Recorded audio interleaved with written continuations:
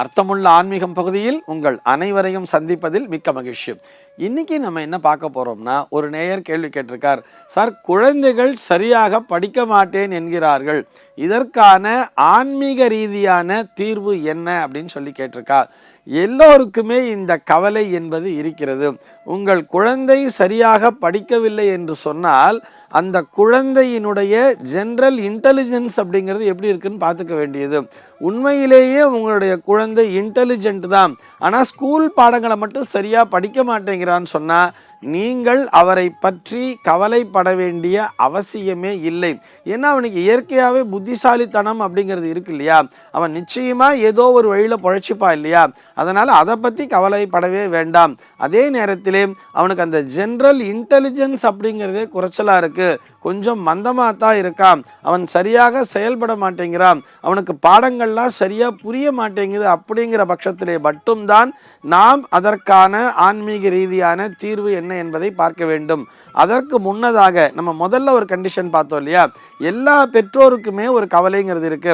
என் பையன் 10th இருக்கான், என் பையன் +2 இருக்கான், இல்லை காலேஜில் படிச்சுட்டு இருக்கான், எப்போ பார்த்தாலும் சுத்தின்ண்டே இருக்கான், ஒழுங்காக படிக்க மாட்டேங்கிறான், நல்ல புத்திசாலியாக இருந்தான் அப்படின்னு சொன்னால் நீங்கள் அவர்களை பற்றி கவலைப்பட வேண்டிய அவசியமே இல்லை. ஏன்னா நம்மளுடைய கருத்துக்களை குழந்தைகளின் மேல் திணிக்கவே கூடாது. இதை நம்ம புரிஞ்சுக்கணும் இல்லையா. என் குழந்தை டாக்டராக தான் போகணும்னு சொல்லி நம்ம யார் அதை தீர்மானம் பண்ணுறதுக்கு? அவனுக்கு எதில் இன்ட்ரெஸ்ட் இருக்கோ அதில் விட்டுடுங்கோ. சரி, இரண்டாவதாக வரக்கூடிய அந்த கண்டிஷன் எடுத்துப்போம். அவன் இயற்கையாகவே அவன் கொஞ்சம் மந்த புத்திக்காரனாக இருக்கிறான், அவனை எப்படியாவது பிக்கப் பண்ண வைக்கணும்னு பார்க்குறேன் சார் அப்படின்னு சொன்னால் அவனுக்கு தியரியில் மட்டும்தான் டல் அடிக்கிறானா அல்லது ப்ராக்டிக்கல் ரீதியாகவும் அப்படி தான் இருக்கானா?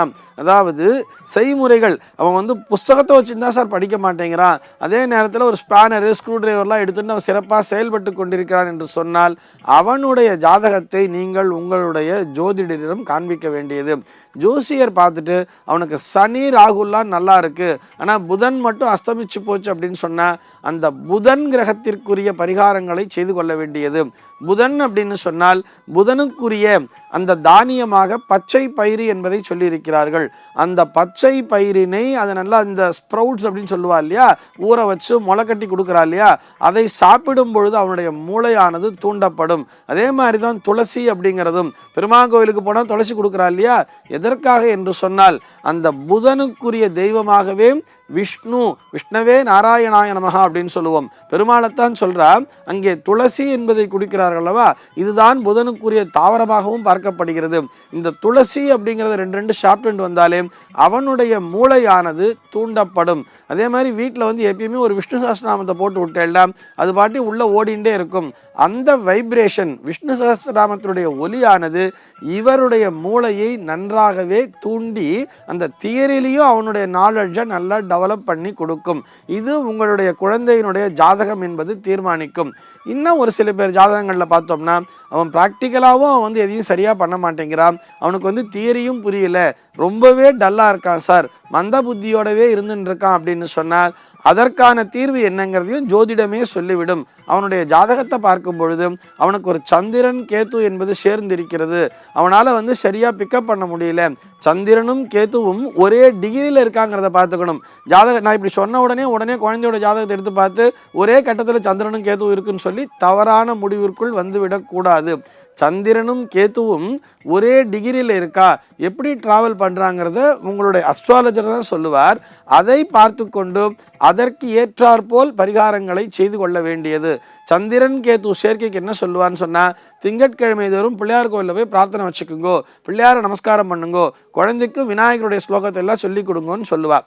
இது போக எல்லா குழந்தைகளுமே சந்திக்கின்ற ஒரு விஷயம் என்ன தெரியுமா, எக்ஸாமினேஷன் ஹாலில் போய் எனக்கு கரெக்டாக மறந்து போயிடுது சார், கரெக்டாக இந்த பாயிண்ட் நான் கிளாஸ்லாம் நல்லா தான் படிக்கிறேன், ஆனால் அந்த நேரத்தில் ஒரு படபடப்பு வந்துடுது, அந்த நேரத்தில் எனக்கு சரியான அந்த பாயிண்ட் டக்குன்னு ஞாபகத்துக்கு வர மாட்டேங்குதுன்னு சொன்னால் அதற்கு பிரக்யா தட்சிணாமூர்த்தியை வழிபட வேண்டியது.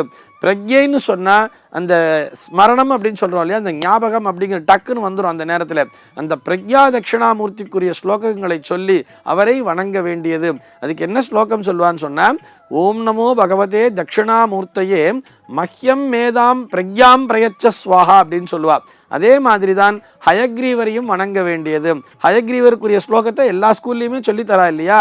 அவருக்குரிய ஸ்லோகமான அந்த ஞானானந்தமயம் தேவம் நிர்மல ஸ்பட்டிகாக்கிருதிம் ஆதாரம் சர்வ வித்யானாம் ஹயக்ரீவம் உபாஸ்மகே அப்படின்னு சொல்லலாம். இது போக வேத மந்திரங்களில் அழகா ஹயக்ரீவருக்கு ஒரு மந்திரம் சொல்றார்.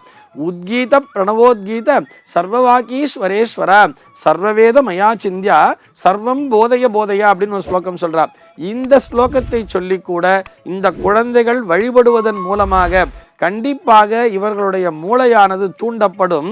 அந்த நேரத்திலே எக்ஸாமினேஷன் ஹாலில் கரெக்டாக இவாளால் பர்ஃபார்ம் பண்ண முடியும். இதையும் நாம் நம்முடைய குழந்தைகளுக்கு சொல்லித்தர வேண்டியது. சர்வே ஜனாஹ சுகினோ பவந்து.